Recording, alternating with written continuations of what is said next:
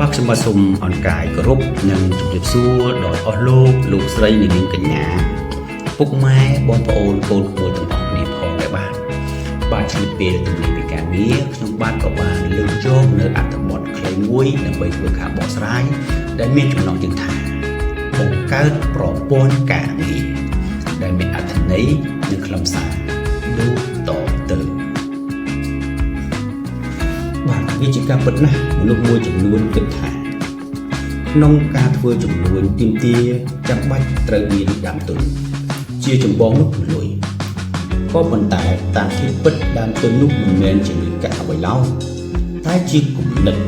ហើយគំនិតនោះគួរតែជាគំនិតឆ្លាតវៃគំនិតច្នៃប្រឌិតចេះបង្កើតការងារជាប្រព័ន្ធទើបធ្វើឲ្យផលិតកម្មការងារប្រើប្រាស់ពេលវេលាប្រកាសកម្លាំងកាយតិចតែទទួលបានផលមកវិញក្នុងកម្រិតអតិបរមាមានន័យថាជាកម្រិត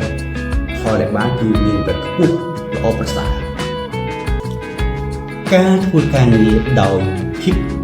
វៃឆ្លាតរយៈពេល1ឆ្នាំប្រសើរជាងការខិតខំធ្វើការងារយ៉ាងតឹងសរសៃកអស់មួយជីវិតការចំណាយពេលវេលាធ្វើការងារដោយភាពឆ្លាតវៃបង្កើតការងារជាប្រព័ន្ធ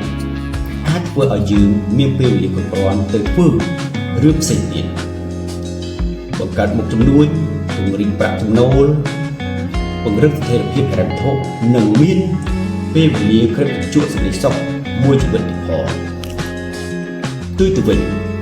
បើយើងខិតខំធ្វើការងារឡើងសរសៃកតឹងសរសៃកែងមួយជីវិតដែលអានទៅលើកម្លាំងតែខ្លួនឯងមួយតែលើវិធីមួយមិនមានគំនិតឆ្លាតវៃគំនិតច្នៃប្រឌិតរិះរកអ្វីថ្មីអ្វីដែលអាចជួយសម្រាលដូចជាការអភិវឌ្ឍការងាររបស់ខ្លួនបង្កើតជាប្រព័ន្ធទីនោះយើងនឹងរវល់រកតែពេលវេលាស្រណុកសុខសប្បាយមួយខែមិនបានផងម្យ៉ាងទៀតលទ្ធផលដែលយើងទទួលបានមកវិញក៏មិនមានទំហំធំធេងឬអាចជួបនឹងបញ្ហា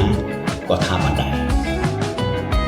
បាទជាចុងក្រោយនេះដែរខ្ញុំបាទសូមថ្លែងអរគុណជាជ្រៅដល់លោកស្រីនាងកញ្ញាពុកម៉ែបងប្អូនគ្រប់មួយទាំងអស់ដែលខំចំណាយពេលវេលាដ៏មានតម្លៃមកតាមដានទស្សនាកំសាន្តអារម្មណ៍ជាមួយនឹងការបកស្រាយនៅអត្ថន័យនៃអត្ថបទនេះតាំងពីដើមរហូតដល់ចប់ហើយសូមជូនពរដល់លោកស្រីនាងកញ្ញាឲ្យជួបតែសេចក្តីសុខរីករាយរកស៊ីបានហើយរាល់ការធ្វើដំណើរទៅណាមកណាឲ្យជួបតែសុខសុវត្ថិភាពទាំងទៅទាំងមកបានសូមអរគុណសូមជម្រាបលា